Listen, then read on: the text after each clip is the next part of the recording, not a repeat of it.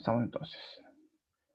Voy a agrandar esta pantallita y, como ustedes ya saben, entonces, esta es lengua de literatura, la clase para el cuarto medio A, y el objetivo es revisar, leer, ¿cierto? Comprensivamente, revisar, y reconocer las características de una columna de opinión más, por lo menos vamos a tratar de hacer un ejemplo hoy día, un ejemplo de un texto, podríamos llamarlo así como formal dentro del ejercicio de las columnas de opinión, y tenía una propuesta, ¿cierto?, de incorporar un texto informal, ¿cierto?, que sería un blog, ¿cierto?, de estos que se publican y que se cuelgan en las redes sociales, preferentemente en YouTube, ¿cierto?, los canales de YouTube que tienen algunos blogueros que opinan, ¿cierto?, acerca de cualquier cosa. Tengo que hacer un cambio chiquitito antes de partir. Cambiar el nombre al Alan para que cuando la tía Jessica llegue a pasar la lista, ¿cierto?, no tengamos problemas. Ahí estamos. Ya, chicos, partimos. Partimos, ¿cierto?, con la recapitulación para que cachemos, digamos, de dónde venimos y para dónde vamos. Estamos, ¿cierto?, bien vivo para la cosa.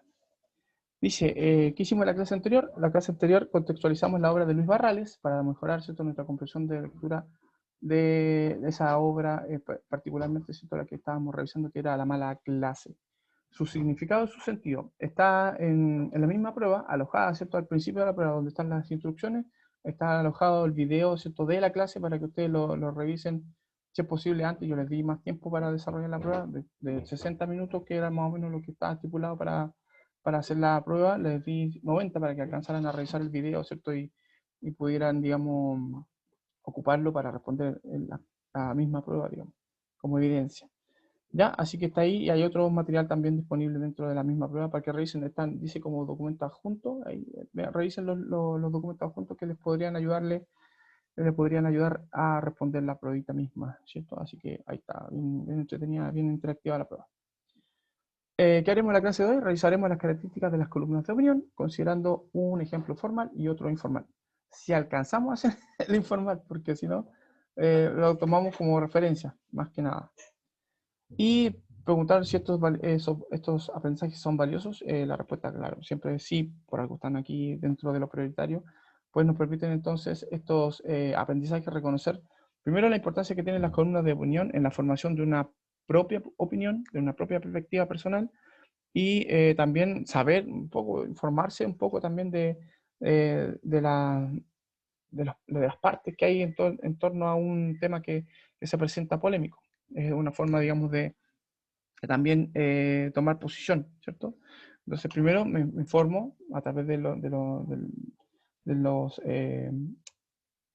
artículos de opinión o columnas de opinión, y si necesito más información recurro al hecho mismo, y con eso ya tengo una idea propia, ¿cierto?, acerca de ese tema que se te plantea en una perspectiva, ¿cierto?, un punto de vista acerca del tema que se plantea en la columna de opinión. Ya. Bueno, pregunto entonces de cajón, para empezar de base, ¿qué es una columna de opinión? Bueno, la columna de opinión es un artículo de prensa escrito y a veces también firmado, está dentro de la firma, y ahí les vamos a mostrar a qué me refiero, que se renueva cada cierto tiempo en un diario o revista, ofreciendo una opinión o punto de vista sobre un tema de actualidad o una disquisición, ¿cierto?, por parte del mismo autor acerca de ese tema o punto de vista que plantea. La columna puede ser de aparición diaria, semanal, quincenal o mensual. Tiene cierta periodicidad, ¿cierto? También incluso puede ser anual. Si no se repite se llama comentario, y si se refleja la opinión, la posición oficial del medio de comunicación y no viene firmado, se le llama editorial. Bueno, básicamente entonces la estructura de la columna de opinión, dependiendo de estos rasgos que son como en relación a la periodicidad, básicamente, ¿cierto? Al mostrarse con cierto tiempo ordenado, ¿cierto? Cada cierto tiempo, cada ciertos días, cada ciertas semanas, si se repite eso, entonces estamos frente a una columna de opinión, que es como básicamente el trabajo que hace una persona que tiene cierto conocimiento sobre temas que son de contingencia, política, economía, deportes, qué sé yo, y que entrega su opinión acerca de lo que se supone que está sucediendo como tema contingente, ¿cierto? Entrega su opinión a través de una columna en particular. Entonces, eso es básicamente una columna de opinión. Ahora, claro, si no se repite la periodicidad, es simplemente un comentario. O sea, si es muy esporádico, así como muy a las tantas, ya las perdidas, entonces es un comentario nada más, o una crítica, ¿cierto? Ahora, si esta columna de opinión representa el medio en el que se supone que está editado, entonces es una editorial. Pero la estructura, argumentativamente hablando, ¿cierto?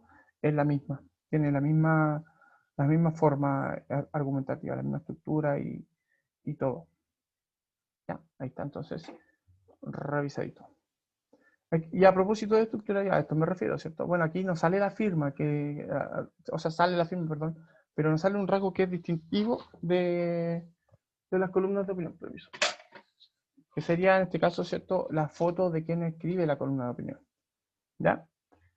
Aquí tenemos el titular, aquí tenemos, ¿cierto? La firma, que sería el nombre de la persona que escribe en la columna, ¿cierto? Dice Francisca Avilés. Y aquí sale, ¿cierto? La columna que, si se dan cuenta, bueno, se llama columna básicamente porque en los periódicos antiguamente estos textos aparecían literalmente en una columna pues, y tenían esta forma, ¿cierto? Como de rectángulo alargado, ¿cierto? Al, a lo extenso, digamos, de la hoja del periódico, la carilla del periódico, ¿cierto? De manera vertical. Entonces parecía literalmente una columna de un edificio, una columna estructural.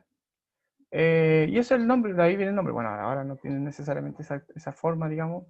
Literalmente, de hecho, se ha adaptado estos medios, como todos los medios de comunicación, se han ido adaptando, ¿cierto? Al formato digitales, por ejemplo, los periódicos que están editados de manera digital, pero también esta transformación que han sufrido los medios de comunicación en relación a la inmediatez que ofrece, por ejemplo, YouTube, por ejemplo, o en la Internet en general.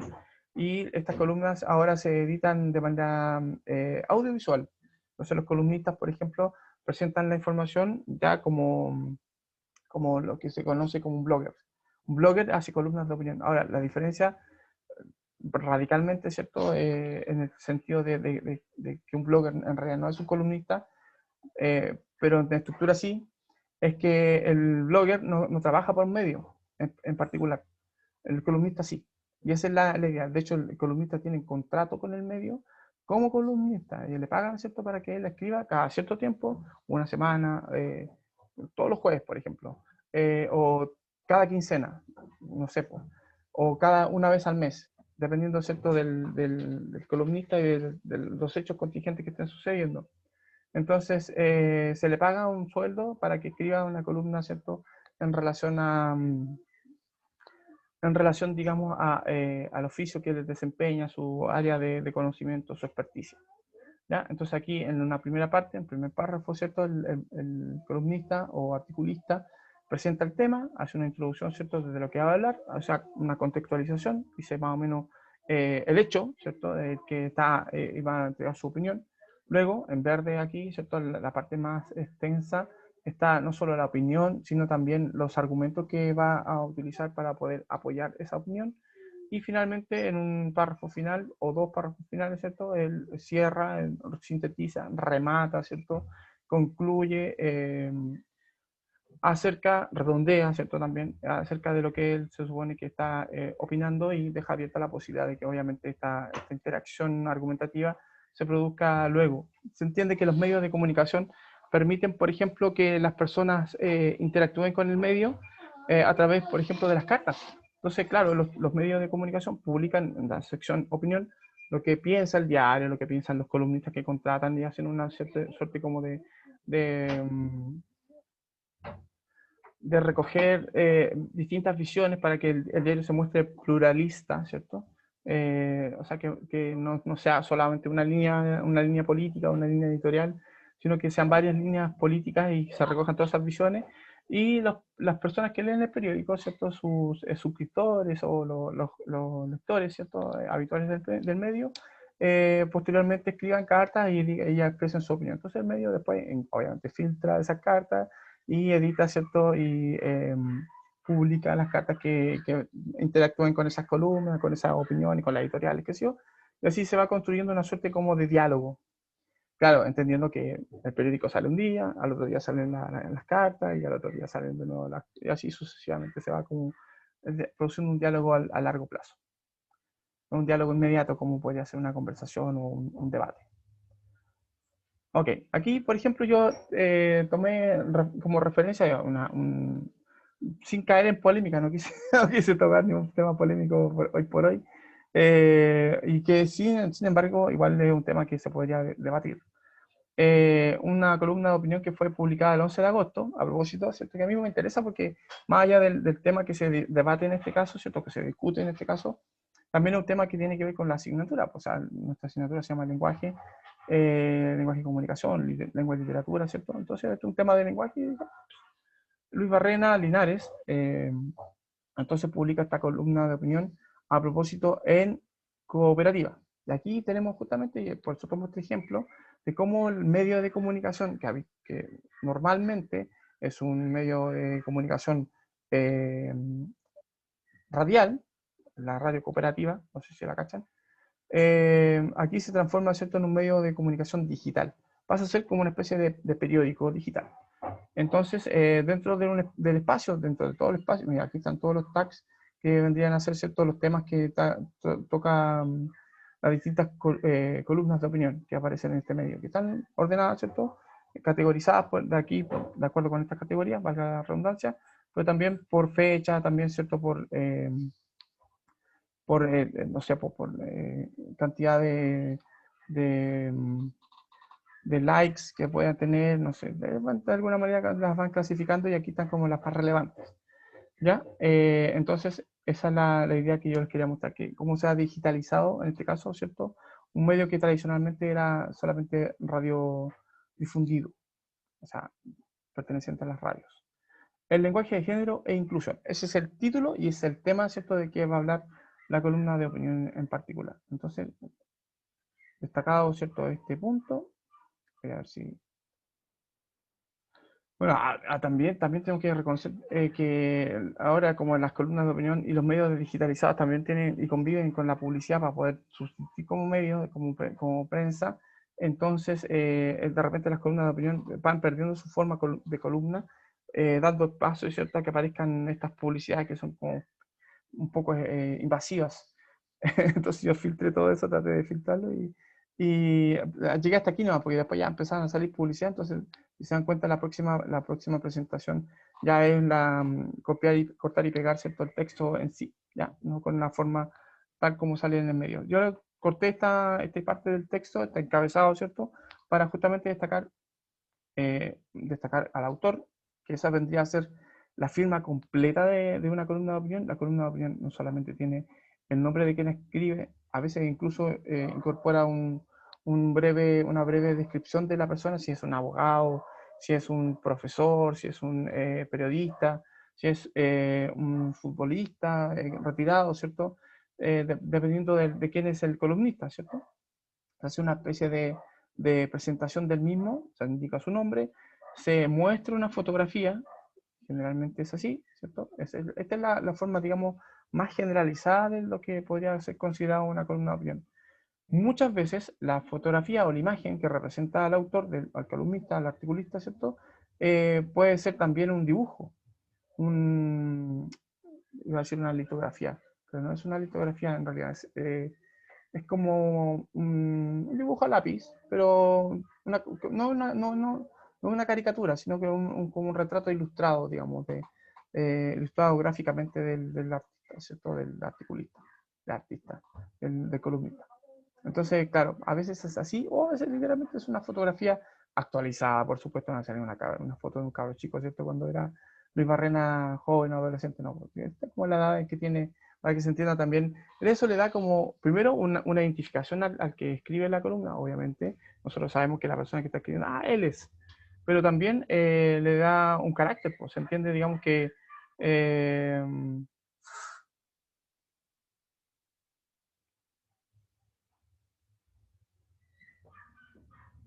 Eso fue una pausa de protesta porque mi señora acaba de echar de eso, ¿cómo se llama la cuestión?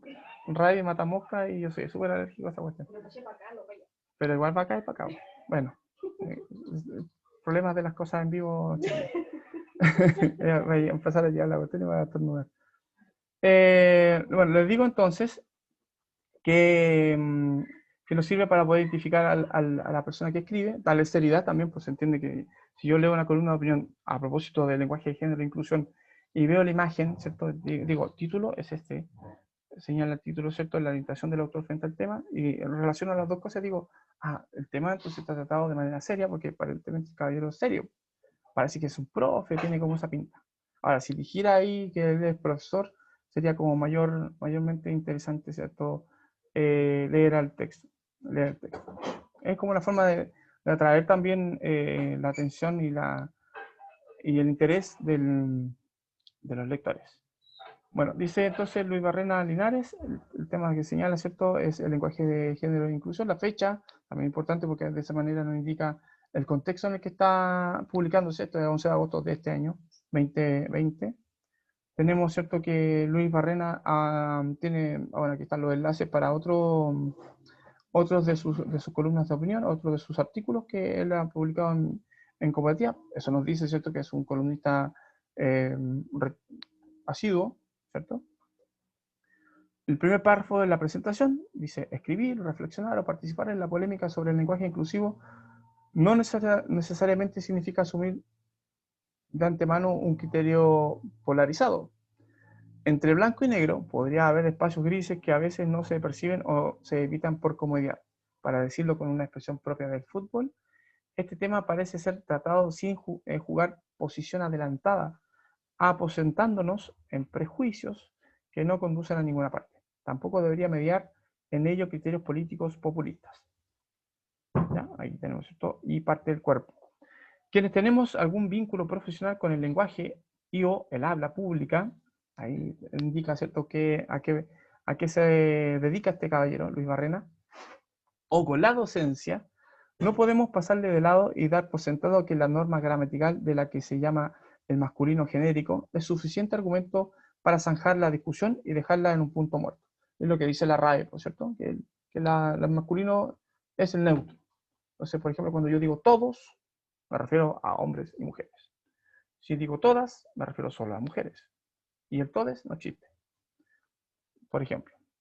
Entonces después señala, siguiendo con el cuerpo, hay diversas personas y organizaciones poniendo en práctica recursos sustituyentes que a juicio de quienes los proponen muestren lo que algunas veces esa regla gramatical milenaria oculta o encubre. O sea, es como una innovación. ¿Se entiende? Y de hecho los argumentos que esgrimen las personas que defienden esto del lenguaje de inclusión es que justamente la lengua es un fenómeno vivo, por lo tanto es un fenómeno, al ser vivo, ¿cierto? Es un fenómeno que evoluciona.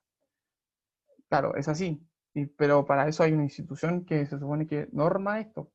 Y la evolución del lenguaje también va de la mano con la evolución de las seres, de la forma de pensar, del raciocinio, ¿cierto?, de la gente que usa esa lengua. Entonces, claro. Dice, no hay duda, no hay duda que... Ay, voy a tener que salir un poquito aquí porque justo estoy tapando lo que dice arriba.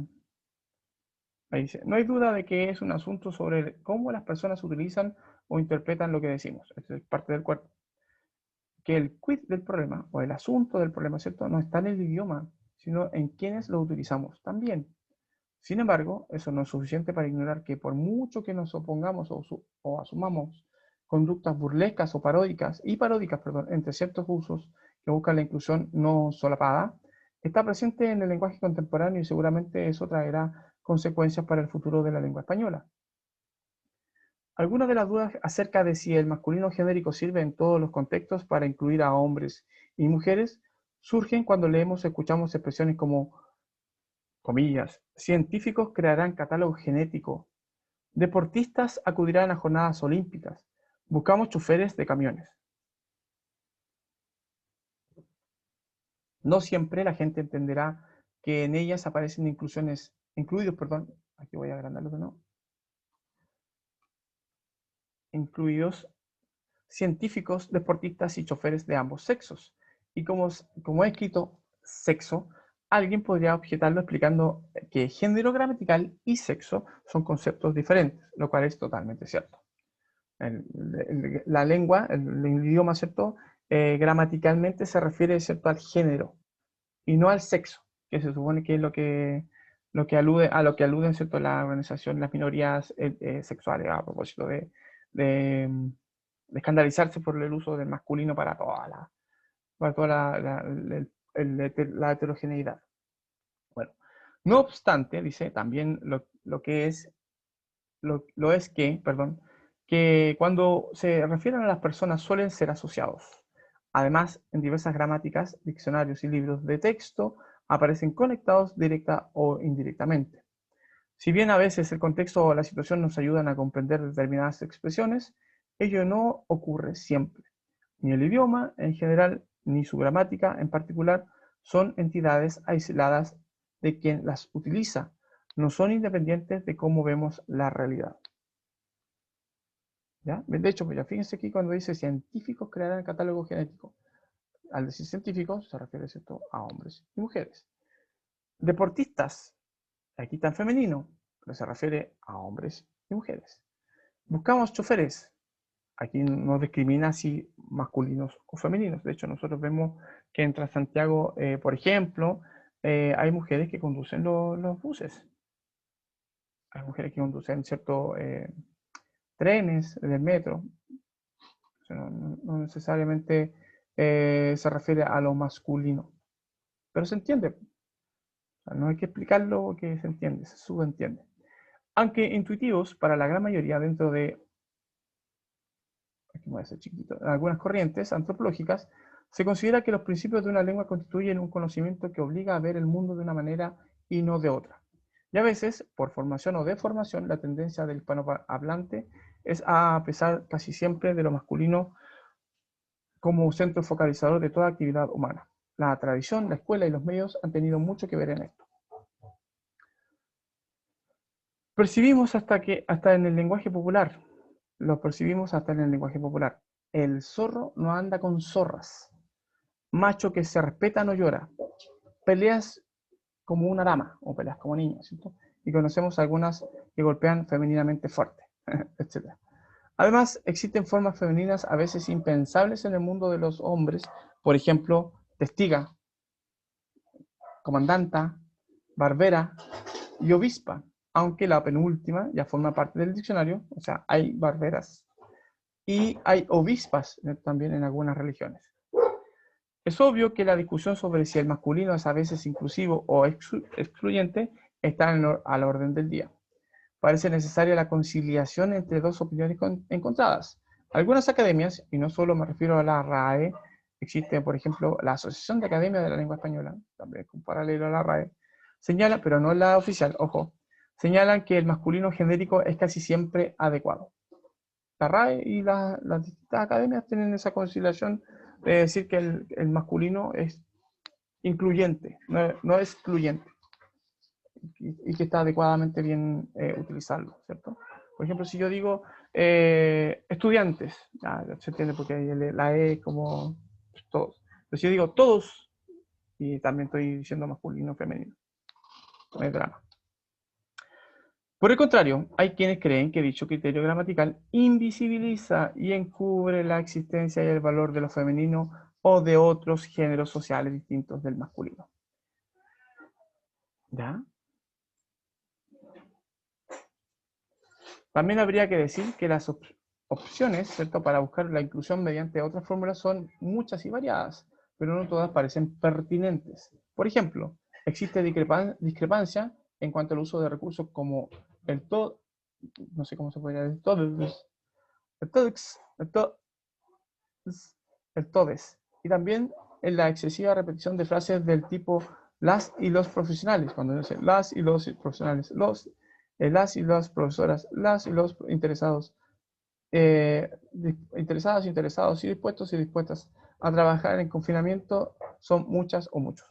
Claro, eso es como un poco excesivo y cansador. Se entiende que el lenguaje, bueno, lo que dice la RAE, ¿cierto?, que debe ser más sintético, armónico, no cacofónico, ¿cierto? Y por supuesto, fluido, no entrabado. Entonces yo digo, mix, compañero X, obviamente ahí voy a estar como cayendo en una trampa, eso es lo que dice el texto, ¿cierto? Bueno, algunas solo funcionarían en la lengua escrita, otras podrían poner en riesgo la comprensión. De hecho, varias son utilizadas, incluso son incluso contradictorias, pero eso lo vamos a ver después en el otro blog, en la otra columna. Varias son utilizadas de modo anárquico, sin seguir criterios uniformes que sirvan, tanto en la escritura como en la oralidad. Estimadas, estimados y estimades, amigas y compañeros, ¿cierto? La Academia Chilena de la Lengua acaba de publicar un interesante libro relacionado con el tema. Sexo, género y gramática. Editorial Catalonia, ¿cierto? Año 2020. ¿no? Un libro que hay que buscar. Dice, no será sencillo erradicar el masculino genérico del conocimiento intuitivo de 580 millones de hispanoparlantes, debido a que sigue siendo necesario en algunos contextos, como tampoco no será evitar determinadas estrategias sustitutivas que ya son frecuentes y han comenzado a imponerse. Ya, algunas partes, algunas normas se entiende que sí, pues. Si se puede feminizar, no hay problema. Si no es cacofónico, perfecto. Y también si hay representantes del sexo, por ejemplo, si yo digo, no sé, pues, barberas, pero no hay ninguna mujer que corte la barba, pues. Entonces no tiene sentido decir barberas, porque no tiene una representación en la realidad ese uso gramatical, ¿cierto? Entonces no tiene sentido llevarla, ¿cierto?, al género femenino, por ejemplo. O choferes, que se entiende, ¿cierto?, que ya viene con la idea, la E inclusiva, entonces tampoco es necesario decir choferas y choferos, ¿cierto? Para distinguir lo masculino de lo femenino. Bueno, son diversas las instituciones y gobiernos de diferentes tendencias ideológicas que están proponiendo guías y manuales para el uso de fórmulas lingüísticas inclusivas. Hay algunas publicaciones académicas que intentan orientar sobre la manera de acudir a opciones de reemplazo del masculino genérico sin desmedro de la comunicación eficaz y sin poner en riesgo la pertinencia de lo que se quiere expresar, como lo hemos intentado en esta columna. Si se dan cuenta, el uso del columnista, lingüísticamente hablando, ¿cierto?, es correcto en relación a lo que propone la RAE, sin excluir, ¿cierto?, lo femenino y entendiendo el uso de lo masculino, ¿cierto?, genérico, también como una forma inclusiva y no excluyente. O sea, en la misma columna se ofrece como un ejemplo de lo que se supone que está argumentando la columna a propósito de que hay que ver cuando el lenguaje inclusivo tiene sentido, atender, ¿cierto?, la demanda que hay detrás, ¿cierto?, de esta inclusividad y obviamente respetar a los 580 millones de hispanoparlantes que hablan ya una lengua que está formada, no deformada, una lengua formada y muy cuidada, ¿cierto?, por esta institución que llamamos RAE, y agradecemos, ¿cierto?, que así sea, y no de otro modo, y que ya tenemos ciertas diferencias regionales en relación al uso del castellano, pero sin embargo, estas diferencias son mínimas en relación, digamos, a la lengua oficial. Nos permite, por ejemplo, yo puedo ir a Argentina, yo puedo entender con un argentino sin caerme, ¿cierto?, gramaticalmente, y así viceversa por los distintos países hispanoparlantes. Todavía, ¿cierto? Si tengo cierto dominio y cierto nivel cultural. Bueno, este es el blog del que le estaba mencionando, ¿cierto? Es Emanuel Danham, ¿cierto? Que es un bloguero. De hecho, esto podría ser también considerado una suerte de columna de opinión. La diferencia, básicamente, entre el formalismo o la formalidad del medio de comunicación que revisamos recién, que da pie, ¿cierto?, a que parezca la columna de opinión, es, digamos, lo que podemos reconocer dentro de todo como lo generalizado del uso de las columnas de opinión. Siempre están publicadas en medios oficiales, ¿ya? Como en este caso Cooperativa, La Tercera, La Cuarta, no sé, El Mercurio, The Clinics, La Segunda, todos los periódicos, todos los medios digitalizados, ¿cierto? Publimetro, etcétera, etcétera, ¿cierto? Bueno, también existen estas columnas de opinión informales o que han buscado, ¿cierto?, una forma de impacto mayor, que en este caso sería obviamente el uso de YouTube como medio de difusión. Y en este caso, ¿cierto?, tenemos un montón de columnas de opinión bloggers, ¿cierto? Que hacen comentarios contingentes o sobre la contingencia. Y en este caso, ¿cierto? Emmanuel Danam, ¿cierto? Habla acerca de las contradicciones en el lenguaje inclusivo. Obviamente es informal, obviamente hay un uso, ¿cierto? Gramatical también discutible, a propósito, ¿cierto? Del uso del castellano, más coloquial, si se quiere. Hay uso de algunos apelativos, un poco, algunas incorrecciones dentro de esa informalidad. Así que no se espanten si escuchan, por ejemplo, un garabato o algo que tenga como muy abruptamente el uso lingüístico, ¿cierto? De este bloqueo. ¿Ya? Estamos, es parte de la comunicación que tratan de generar más cercana, ¿cierto? Estos bloqueos. Ya, pongo play. Es cortito, ¿eh? En 4 minutos. Nota en un importante medio gráfico de aquí. Así es el lenguaje inclusivo, querides compañeros, dando a entender, por supuesto, que hay que utilizar la E en lugar de la O, porque la E vendría a ser neutral, mientras que la O es una letra machista, heteropatriarcal y opresora. 3 renglones después, literalmente 3 renglones después, este neolenguaje, esta neolengua que vaticinó George Orwell en 1984, se contradice y sugiere que una de las palabras que hay que utilizar es estudiantas en lugar de estudiantes, ya que la E vuelve a ser machista, heteropatriarcal y opresora, y ahora hay que utilizar la A. Lo brillante no es que se contradiga 3 renglones después, sino que al lado mismo de la sugerencia de estudiantas, como otra palabra sugerida, está todes. En cuestión de segundos, la E pasa de ser heteropatriarcal y opresora a volver a ser neutral. Yo me pregunto en qué momento nosotros, la gente normal, decidimos darle entidad, atención y autoridad a un grupo de imbéciles que no sirven ni para crear sus propias pelotudeces, que en 3 renglones se contradicen y al lado de otra palabrita se vuelven a contradecir. El lenguaje inclusivo no es más que una llamada de atención de un grupo de millennials con cuentas de Twitter. Empezaron con arroba. Nadie les dio bola. Es más, hasta hemos utilizado la arroba. Qué simpático, mira, entra la O y la A, ponemos la arroba. No hubo turbas con antorchas pidiendo la muerte de quienes crearon el lenguaje inclusivo. Entonces necesitamos otra cosa. Ahora es con todos y todas. No hubo turbas con antorchas de nuevo. Varios empezamos a usar el todos y todas. Qué simpático, mira, todos y todas. Es verdad, puede quedar medio machista el todos, entonces todos y todas. Se enojaron porque nadie salió con antorchas a asesinarlos. Entonces, bueno, ahora quiero la X. Todos.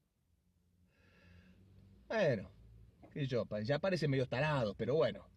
Hasta los gobiernos de derecha, o que supuestamente son de derecha, como el actual, en sus propias páginas oficiales, utilizan el TODX con la X, cosa que es una estupidez, pero bueno, lo utilizan. Entonces, de nuevo, los progrebobos, los millennials, los tweet infradotados, no volvieron a ver turbas con antorchas pidiendo la cabeza de quien creara el lenguaje inclusivo. Entonces ahora hay que decir todes.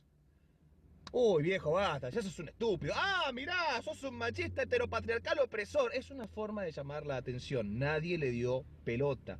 Y se la agarran con la RAE porque no, la RAE no acepta este lenguaje esquizofrénico que cada 5 minutos cambia de una arroba a una X, de una X a un todos y todas, de un todos y todas a un todes, y todos los días cambia. No, la RAE no funciona así. Millennials, nenes de mamá y papá que creen que el mundo gira alrededor de su ombligo. La RAE simplemente toma el lenguaje que usamos nosotros diariamente, todos los días, a lo largo de años y años y años, y lo pone en los diccionarios para decir, bueno, esta palabra existe porque la gente la usa. No hay chance de que creen un lenguaje que ningún ente regulador pueda tomar en serio si todos los días lo van a estar cambiando. Y si cuando publican un artículo sobre este lenguaje subnormal, el propio artículo tiene contradicciones cada 3 renglones o cada una palabra. El lenguaje inclusivo no existe. Es la creación de un grupo de nenes y nenas aburguesados y aburguesadas, o aburguesads o aburguesades, que están todo el día al pedo, entonces inventan boludeces. Inventan boludeces. Y como la sociedad y la gente normal no acepta estas boludeces, se ofenden. Ya, está, se entiende, obviamente, aquí tenemos que ser como bien categórico, que es la opinión Nota en un... de la opinión de Manuel Danan, perdón. Y que tiene que ver justamente con la raíz del ejercicio, ¿cierto? Que entendamos que las columnas de opinión no necesariamente representan los medios en los que son emitidas, ¿cierto? Bueno, en este caso, este bloguero, ¿cierto? Danan, se representa a sí mismo, esa es su opinión. En su canal, ¿cierto? Corre el riesgo de que lo suban y lo bajen, ¿cierto? En los comentarios a propósito de lo que él publica.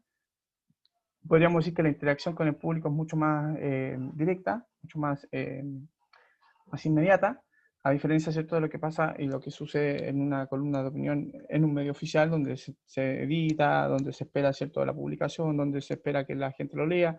Y si es que la gente reacciona de alguna manera, se puede ver y se puede vislumbrar, ¿cierto?, no solo por la posición que van a adoptar esas personas, sino también porque a veces incluso llegan a escribir cartas al medio, ¿cierto?, quejándose o alabando la columna que fue publicada. El medio, ¿cierto?, recoge esas cartas, las ve, las filtra, ¿cierto?, las edita y si quiere, ¿cierto?, las publica. Y ese es el ejercicio, digamos. Generalmente las columnas de opinión, más allá de que se genere o no esa interacción a través de las cartas o a través, ¿cierto?, de los comentarios, en las cajitas de comentarios en las cuentas de YouTube, lo que genera, ¿cierto?, es que nosotros nos formemos como opinantes, también como personas que somos pensantes, ¿cierto?, pero también que tengamos nuestra propia opinión. Y básicamente eso es lo que vamos a considerar como aprendizaje de la clase de hoy. Que primero reconocemos que las columnas de opinión tienen ciertas estructuras, ciertas características que las podemos reconocer con cierta facilidad en los medios de comunicación. Dice opinión, columna, ¿cierto? Entonces, por ejemplo, ya tenemos como de entrada una forma de distinguirla, pero también en sí como texto, ¿cierto? Y por el hecho, sí, cierto, siempre de que en ellas está contenida la opinión, la visión experta de alguien que se supone que opina con esa experticia sobre el tema que se está debatiendo, tema contingente y polémico. ¿Cómo integramos estos aprendizajes a nuestra vida cotidiana? Obviamente entendiendo que las columnas de opinión nos permiten interactuar con los hechos noticiosos relevantes y nos permiten, ¿cierto?, entrar en la arena del debate ya con una opinión mucho más fortalecida. O sea, yo tengo una posición política, un credo político, ¿cierto? Veo la columna de opinión, oye, mira lo que dice este tipo, es más o menos lo mismo que pienso yo. Tengo como un aliado, ¿cierto?, que me va a ayudar a argumentar en torno, ¿cierto?, al tema polémico que se está debatiendo. La próxima clase vamos a hacer este mismo ejercicio, vamos a revisar otros formatos, ¿cierto?, de columnas de opinión también, de otros medios, sobre otros temas, para que también vamos a enriquecer, ¿cierto?, nuestra posición frente a esos temas llamados polémicos y de contingencia. Puede ser a propósito, ¿cierto?, de las cosas que estamos viviendo como sociedad más recientemente, ¿cierto?, políticamente hablando. Bueno, eso sería como ese gatito frente al espejo, nos vemos. Chiquitos, acuérdense entonces de los recordatorios que tienen que ver, acuérdense de lo que tienen que acordarse, para que hagan las pruebitas, ¿cierto? Para que me consulten cualquier duda, e inscríbanse los que van a ir a sacarse las fotos y que faltan. Ahí me falta, creo, la Ámbar, por ejemplo, no sé, Alan, no sé si está aquí, parece que Alan sí está escrito. Felipe, no sé si se inscribió, qué sé yo, ¿ya? Eso, cuídense harto, chiquillos, tengan una bonita semana, ya poquito, así que a ponerle todo el power. Chau, chau. Chao, profe, que esté bien. Igual dijo, chau, chau, chau.